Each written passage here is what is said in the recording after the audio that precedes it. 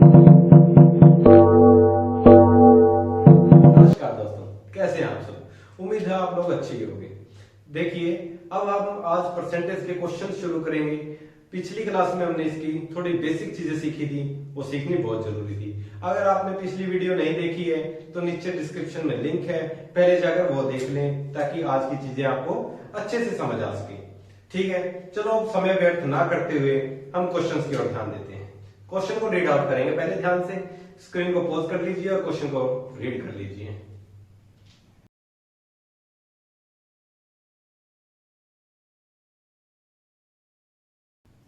हाँ, तो क्वेश्चन आपने रीड कर लिया होगा सबने।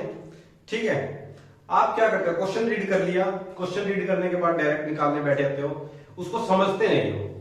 जब तक आप लोग लैंग्वेज नहीं समझेंगे क्वेश्चन की, मैथ में क्वेश्चन सोल्व आउट नहीं कर पाओगे।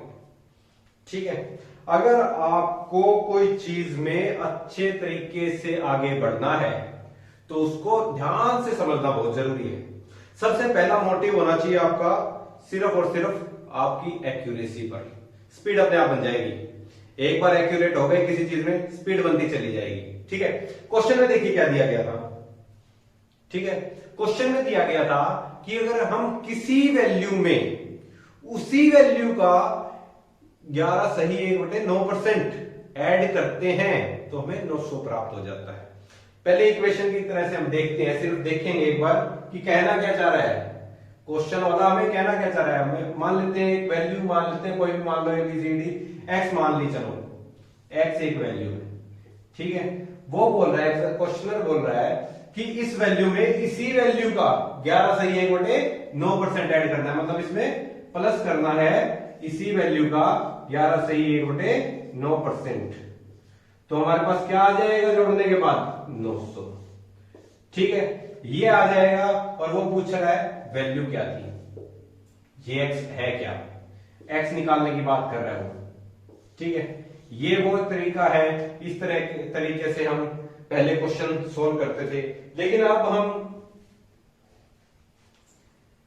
गवर्नमेंट एग्जाम पास करने की बात कर रहे हैं, तो इन तरीकों से निकालने बैठेंगे तो भाई शाम हो जाएगी, एक ही क्वेश्चन में उलझे रह जाएंगे, टाइम निकल जाएगा। ठीक है, अब हम अपने तरीकों पे आते हैं जो हमने लास्ट क्लास में पढ़े हैं, उसकी हेल्प से हम क्वेश्चन को निकालने की कोशिश करेंगे।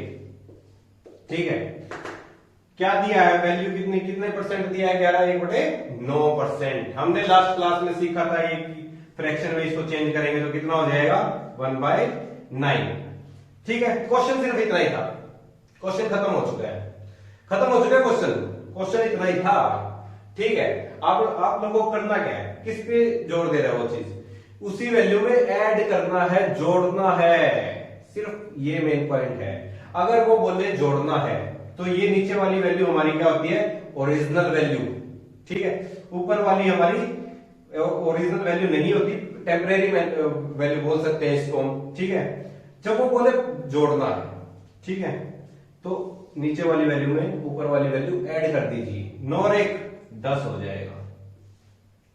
ठीक है, नीचे वाली वैल्यू एज इट इज लिख दीजिए 9।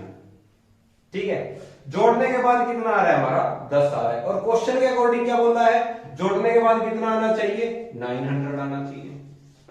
ठीक है, क्वेश्चन तो हो चुका है, कितने से मल्टीप्लाई करूं 10 को कि 900 आ जाए, 90 से, सबको पता है। तो अब 90 से इसको मल्टीप्लाई करना पड़ेगा, बराबर तो करनी पड़ेगी ना इक्वेशन। इसको 90 से मल्टीप्लाई किया तो इसने क्या गुना कर दिया, इसको भी कर दो 90 से मल्टीप्लाई, कितना आ गया 810। ये आंसर आ चुका है। क्वेश्चन सिर्फ इतना ही था आपका, ये जिसको पता है क्वेश्चन में आगे 1 सेकंड का भी समय नहीं लगेगा। ठीक, नेक्स्ट क्वेश्चन की ओर मूव ऑन करते हैं।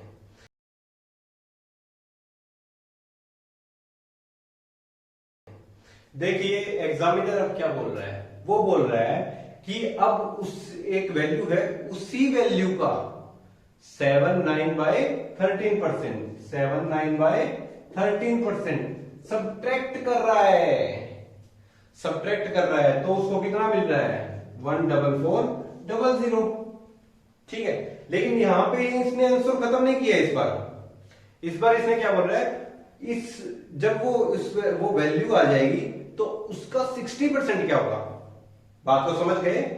ठीक है, क्या बोल रहा है एग्जामिनर कि किसी वैल्यू का उसी वैल्यू के 7/9/13% माइनस किया जाए उसी वैल्यू में से, तो हमें मिलता है 14400। ठीक है, मतलब इक्वेशन देखिए, x है मान लीजिए, इसमें से माइनस करेंगे x का 7/9/13%, तो हमें मिल जाएगा 14400। इस पर ये कहना चाह रहा है। ठीक है, सिर्फ पहली लाइन पर फोकस कीजिएगा। ठीक है, ये इक्वेशन है वैसे जनरली, लेकिन ये हमें लिखनी नहीं है, ये हमें सिर्फ पता होनी चाहिए। मैं सिर्फ समझाने के लिए बता रहा हूं। हमारे को काम कितना है, हमें सिर्फ ये निकालना है।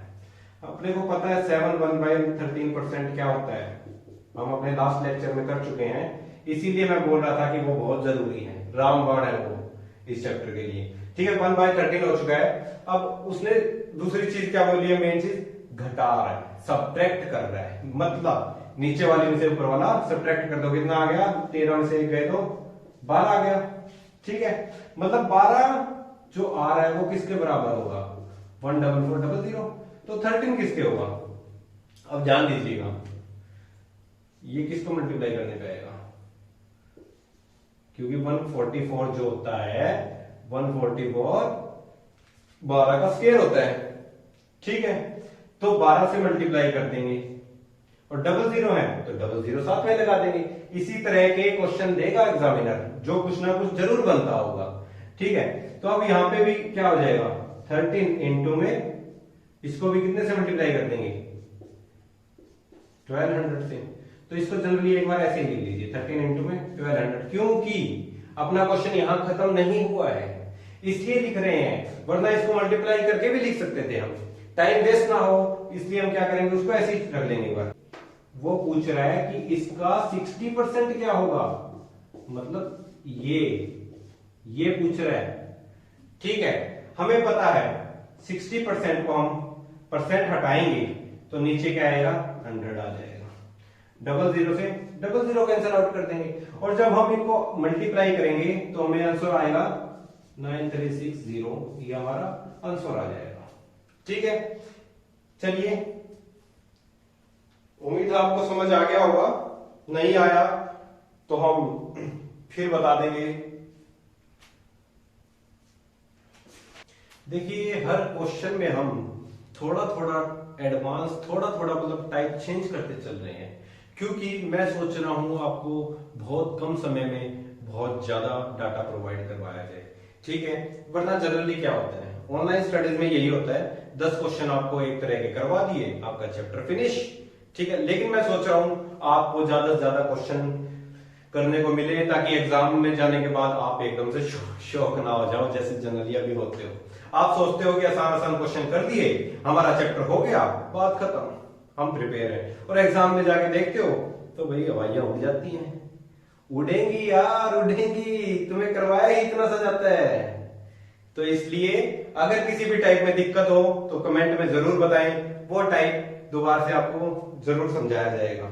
ठीक है, अभी चलो आगे बढ़ते हैं। नेक्स्ट क्वेश्चन देखिए आप,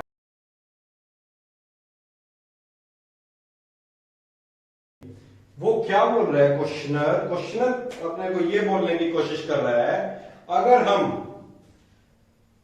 हम 64 ऐड करेंगे किसी वैल्यू में, अगर हम 64 को ऐड कर देंगे किसी वैल्यू में, तो वो उसी वैल्यू का 157 1/7% हो जाएगा।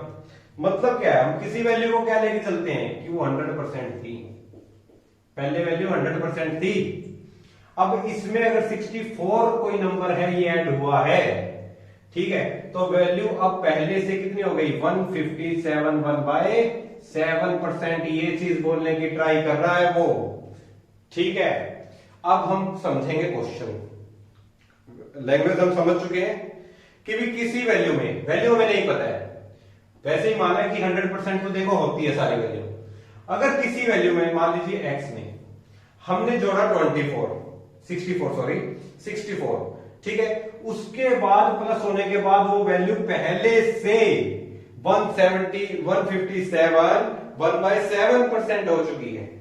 ठीक है, पहले थी 100%, अब हो गई 157 1/7%। ठीक है, खेल सिर्फ इसका है, क्वेश्चन सिर्फ इन चीजों पे डिपेंड है, और कुछ नहीं है इन क्वेश्चनों में, ठीक है। अच्छा देखिए 157 1/7%, ये चीज जब भी आए, ये चीज जब भी आए, 1 जहां लग जाए मतलब 157, उसको तोड़ लीजिएगा, ठीक है। मतलब 100 अलग कर लीजिए और 57 1/7% अलग कर लीजिए, ठीक है। 100 हमने अलग कर दिया, 57 1/7% अलग कर दिया। 100 का हमें पता है कितना होता है 1, ठीक है। प्लस में अब इसको ही तो सोल्व करना रह गया, ठीक है। अगर यहां समझ नहीं आ रहा तो इधर देखिए, जब ऐसे दिया हो 157 1/7%, मतलब 100 कुछ भी वैल्यू दी हो सकती है, 127 कुछ भी वैल्यू हो एक्स वाई जेड, हमें किस तरह से तोड़ना है, 100 प्लस में 57 जो भी आगे वैल्यू दी होगी, ठीक है। 100% हम क्या मानते हैं, ये भी परसेंट है कि 1 मान लेते हैं, इसको हम 1 लेके चलते हैं। सबसे लास्ट पिछली क्लास में हमने पढ़ा था, सबसे पहला ही फ्रैक्शन नंबर था कि 1 क्या होता है 100%, 1/2 क्या होता है 50%, ठीक है। 1 होता है 100% क्या आ जाएगा 1 आ जाएगा। अब इसको सोल्व करना है, इसको सोल्व हमने लास्ट क्लास में सीख चुके थे हम कि इन चीजों को कैसे सोल्व करना है। 57 को इससे मल्टीप्लाई करेंगे 7 से और फिर उसमें एक प्लस कर देंगे, ठीक है। तो ये कितना आ जाएगा,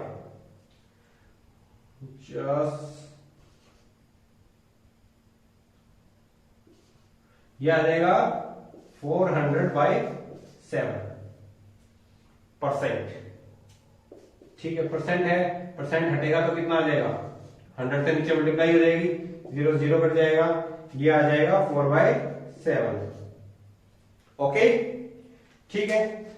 इतना आ चुका है। अब इसको कैसे सोल्व करना है, इसको सोल्व कैसे करेंगे हम, 7 है, वैसे तो एलसीएम लेके सोल्व करते होते हैं कि यहाँ पे कुछ नहीं है तो 1 मान लेंगे, एलसीएम आ जाएगा 7, लेकिन जनरली वैसे ही अगर हम बात करें तो इसको कैसे सोल्व करना है, हमें पता है किसी के नीचे कुछ नहीं होता तो एलसीएम 1 ही होता है, ठीक है। डायरेक्ट इससे मल्टीप्लाई कर दीजिए, 7 एकम 7 और उसमें ये 4 ऐड कर दीजिए, कितना हो गया 11 11, नीचे वाला एस्टीज रह जाएगा 7। आ गई बात समझ में, ये 11/7 क्या आ चुका है हमारा, ये 11/7 157 1/7 की वैल्यू आ चुकी है 11/7, बस क्वेश्चन में यही था, सिर्फ आगे कुछ नहीं है। इसी चीज को समझाने के लिए थोड़ा टाइम लगता है, ये चीजें एक बार समझ आ जाए तो क्वेश्चन खत्म, क्वेश्चन कुछ नहीं है फिर, ठीक है। अब वो क्या बोल रहा है कि अब उसी वैल्यू में कितना ऐड किया जाए 64। पहले क्या करता था वो, पहले ऊपर वाली वैल्यू में दे देता था आराम से कि इतनी वैल्यू है इतनी वैल्यू है, इतनी घटाने पे आ रही है इतनी बढ़ने पे आ रही है। इस बार उसने डिफरेंस दिया है, डिफरेंस क्या चीज दिया, मतलब जो चीज घट रही है या बढ़ रही है वो वैल्यू दी है, बस बात खत्म, ठीक है। अब देखिए 7 और 11 में कितना डिफरेंस है, 4 का डिफरेंस है, ठीक है। 4 का डिफरेंस है तो 4 उसने क्या बोला है 64, 4 किसके इक्वल है 64। अच्छा तो पूछा क्या है उसने पूछी है एक्चुअल वैल्यू। एक्चुअल वैल्यू मतलब क्या होती है, जो नीचे वाली वैल्यू होती है ओरिजिनल, ठीक है। इसको कितने से मल्टीप्लाई किया 64 आ गया, 16 चौके 64, इसको भी 16 से मल्टीप्लाई कर दो, ठीक है। आपका आंसर आ जाएगा, ठीक है। क्या आंसर आ जाएगा 112 आंसर, ठीक है। ये तीनों ही एक तरह के क्वेश्चन थे, किसी में बस माइनस किया था, पहले वाले में प्लस किया था, दूसरे वाले में माइनस किया था और तीसरे में उसका डिफरेंस दिया था, बात इतनी सी थी, ठीक है। कुछ चलिए अब नेक्स्ट क्वेश्चन रीड कीजिए।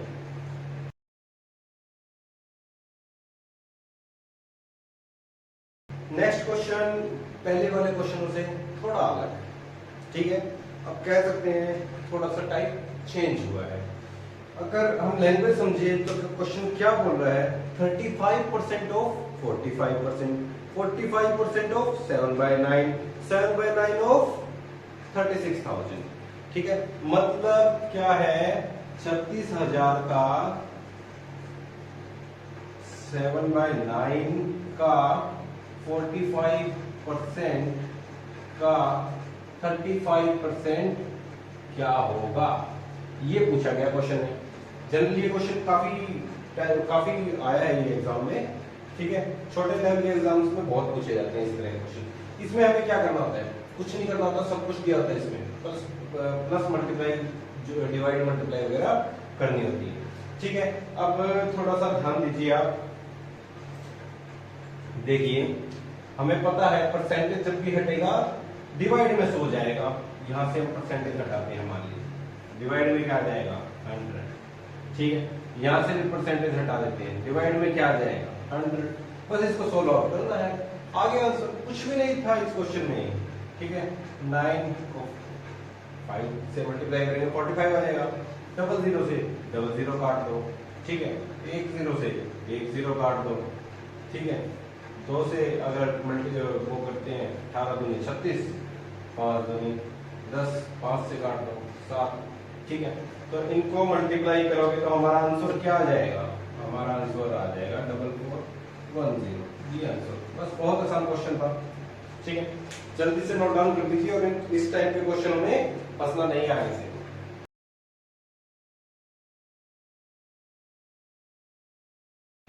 देखिए क्वेश्चन में क्या बोला गया है, क्वेश्चन में बोला गया है 15% ऑफ ए प्लस बी, ठीक है। किसके इक्वल है, क्वेश्चन क्या है, is equal to 25% of a minus b, यही बोला गया है, ठीक है। और क्वेश्चन में पूछा क्या गया है, एक क्वेश्चन पूछा गया है ए कितना होगा बी कितना होगा, ठीक है।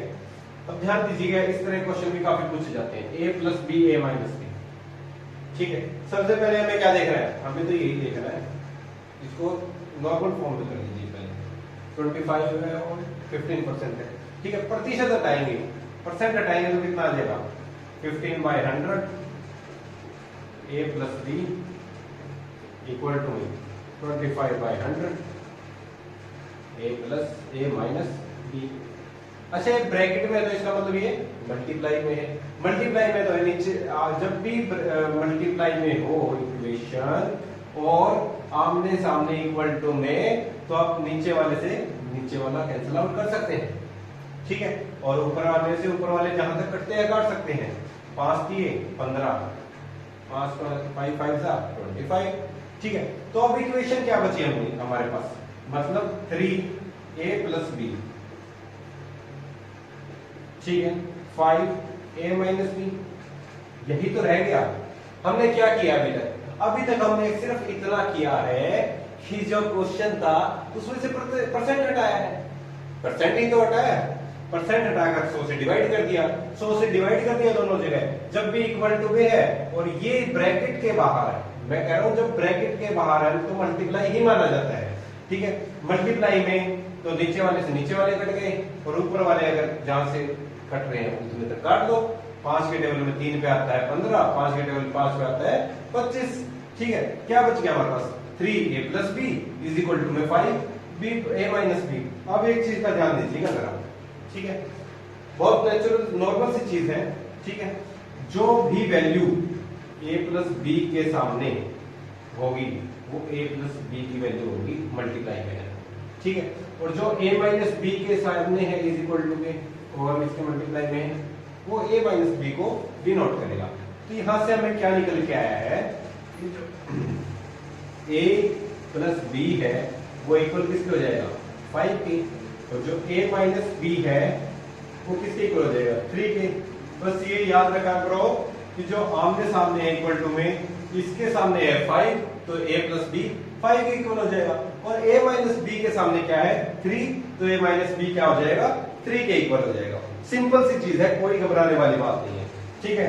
अब हमें पता है जहां पर भी साइन चेंज होते हैं वो चीज कैंसिल आउट हो जाती है। तो यहाँ पे क्या हो गया b यहाँ माइनस का है यहाँ प्लस का है, कैंसिल हो जाएंगे, ठीक है। यहाँ कितना आ गया a plus a 2a is equal to 5 और 3 8, क्योंकि दोनों प्लस के है ना तो प्लस हो जाएंगे।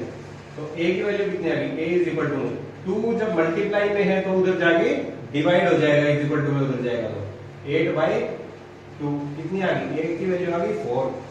ठीक है, और b की वैल्यू कितनी आ जाएगी, जब a की वैल्यू हमें पता लग गया 4 आ चुकी है, तो b की वैल्यू कितनी आ जाएगी, किसी भी एक इक्वेशन में वैल्यू पुट कर दो इसकी। ठीक है, हम इसमें पुट कर देते हैं। ठीक है, किसी में भी पुट कर सकते हैं, दोनों में सेम आएगी वैल्यू निकल के। हम इसमें ऊपर वाले में पुट कर रहे हैं, a की वैल्यू कितनी आ चुकी है 4, a plus b is equal to 5, a की जगह मैं क्या रख दूं 4 plus b is equal to 5। ठीक है, अच्छा एक बात का ध्यान दीजिए, जब यहां वैल्यू मल्टीप्लाई में थी 2a, मतलब 2 मल्टीप्लाई हो रहा है 2a के साथ, तो इज इक्वल टू के उधर जाकर वैल्यू डिवाइड में जाएगी। लेकिन जब यहां प्लस आ रहा है ना, बीच में प्लस या माइनस कुछ आता है, तो उधर जाके साइन चेंज हो जाते हैं। कैसे होंगे देखिए, यहां प्लस में है value, b is equal to में 4 इधर जाएगी तो माइनस की हो जाएगी, 4 इधर जाएगा तो माइनस में हो जाएगा, तो 5 माइनस 4 हो गया। यहाँ प्लस का था 4, इधर जाकर माइनस में हो गया, तो b कितना आ गया, 5 में से 4 गए, a का। ठीक है, हमारा ये क्वेश्चन निकल चुका है कि a की वैल्यू हमारे पास आ चुकी है 4 और b की वैल्यू आ चुकी है 1। ठीक है, चलिए नेक्स्ट क्वेश्चन पे जाने से पहले हम एक चीज को समझते हैं। ठीक है, कि हम वैल्यू को चेंज कैसे करते हैं। हम मीटर ले लेते हैं। ठीक है, मीटर से बड़ा होता है डेकामीटर। ठीक है, उससे बड़ा होता है हेक्टामीटर।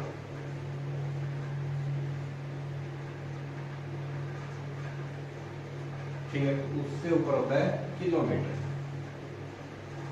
अच्छा, नीचे की तरफ आते हैं तो मीटर से छोटा होता है डेसीमीटर। ठीक है, उससे छोटा होता है फिर सेंटीमीटर, और सबसे छोटा हो जाता है मिलीमीटर। ठीक है, अच्छा एक बात का ध्यान दीजिएगा, जब भी हमें छोटी वैल्यू से बड़ी वैल्यू की तरफ बढ़ना है तो हम करेंगे डिवाइड। ठीक है, जैसे हम मान लेते हैं 1 मीटर है यहाँ पे। ठीक है, हमें निकालना है 1 मीटर में कितने डेसीमीटर होंगे, तो हम मल्टीप्लाई कर देंगे, जैसे जैसे नीचे आते रहेंगे 1 जीरो बढ़ती जाएगी। ठीक है, 1 मीटर में 10 डेसीमीटर होते हैं। ठीक है, उसी तरह से 1 मीटर में कितने सेंटीमीटर होते हैं, 100 सेंटीमीटर, मतलब 0 1 और बढ़ गई। 1 मीटर में कितने मिलीमीटर होते हैं, 1000 मिलीमीटर होते हैं। ठीक है, 1 जीरो और बढ़ गई। और ऐसे ही अगर ऊपर जाते जाएंगे तो हमारा डिवाइड होना शुरू हो जाता है, कम करेंगे तो डिवाइड होना शुरू हो जाएगा, ये 1 जीरो कम होती जाएगी। ठीक है, अब यहाँ मीटर 1 है, 1 मीटर में कितना डेकामीटर होगा, डेकामीटर तो बड़ा है, मीटर छोटा है, तो हमें डिवाइड करना होगा यहाँ पे 10 से। ठीक है, और हेक्टामीटर फिर 1 जीरो बढ़ती जाएगी डिवाइड होने के समय पे। 1 मीटर में कितने हेक्टामीटर होंगे, तो हमें 100 से डिवाइड करना होगा। तो 1 मीटर में कितने किलोमीटर होंगे, हमें 1000 से डिवाइड करना होगा। ठीक है, ये चीज समझ आ गई आपको कि जैसे हम ऊपर की तरफ बढ़ेंगे, मतलब हमें कम वैल्यू को ज्यादा में, उसमें मतलब छोटी वैल्यू को बड़ी में देखना है, मीटर से किलोमीटर में कन्वर्ट करना है मान लीजिए, तो हम 1000 से डिवाइड करेंगे। और वैसे ही अगर मीटर से हमें मिलीमीटर में कन्वर्ट करना है तो 1000 से मल्टीप्लाई कर देंगे। ठीक है, आगे बात समझ में। और क्वेश्चन रीड कीजिए, क्या क्वेश्चन दिया है हमें कि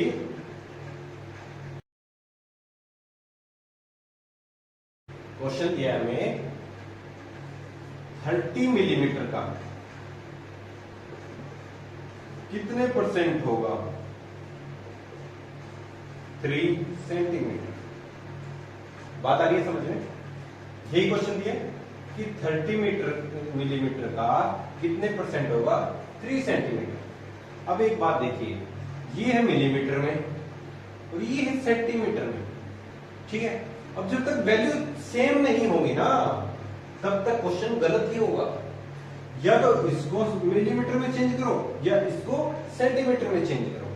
ठीक है, बात सिर्फ इन चीजों की चल रही है, मीटर एंड सेंटीमीटर।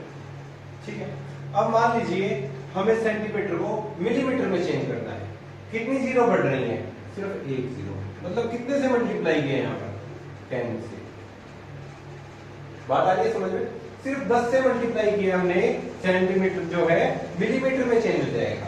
ठीक है, उसी तरह से अब क्या करना है, सेम चीज लिखेंगे 30 मिलीमीटर इंटू में, यहाँ क्वेश्चन मार्क है, क्वेश्चन मार्क की जगह आप कुछ भी लिख लीजिए, A% लिख लेते हैं, मान लीजिए A% इज इक्वल टू। अच्छा, अब 3 को 10 से मल्टीप्लाई किया तो कितना हो गया 30 मिलीमीटर। अब ये मिलीमीटर में चेंज हो गया, ठीक है, मिलीमीटर में चेंज हो गया। अब एक बात देखिए, हमें परसेंटेज निकालनी है, परसेंटेज है हमारे पास, परसेंटेज को हटाने के लिए यहां से हम क्या करेंगे, 100 से डिवाइड हो जाता है, ये सबको पता है ये बात, ठीक है। अच्छा, अब क्या होगा, 30 मिलीमीटर यहाँ पे भी सेम है, इज इक्वल टू के सामने भी सेम है, 30 मिलीमीटर कट जाएगा क्योंकि हम मल्टीप्लाई है ना बीच में, काट देंगे, कितना रह गया A/100 इज इक्वल टू में 1। जब भी माइनस होता है तो 0 बचता है, लेकिन अगर हम डिवाइड कर रहे हैं, उसको काट रहे हैं वैल्यू को, तो 1 बचता है, ठीक है। तो यहाँ कितना बचा, 1 बचा है, क्योंकि 30 से 30 कैंसिल आउट हो गया। तो A इज इक्वल टू में कितना आ गया, A ये 100 ऊपर जाकर मल्टीप्लाई हो जाएगा 1 से, और 1 से कोई भी वैल्यू मल्टीप्लाई होती है तो उसका आंसर वही आता है जो उसकी वैल्यू। ये आ चुका है हमारा आंसर। चलिए, आज की क्लास में हम इतना ही करेंगे, क्योंकि ज्यादा बर्डन भी नहीं आना चाहिए, चीजें भी सारी सीखनी है, और एक्यूरेसी तो बहुत जरूरी है, एक्यूरेट होना बहुत जरूरी है, स्पीड अपने आप बढ़ जाएगी, ठीक है। अब मिलते हैं नेक्स्ट क्लास में और मजेदार क्वेश्चनों के साथ, तब तक जय हिंद जय भारत।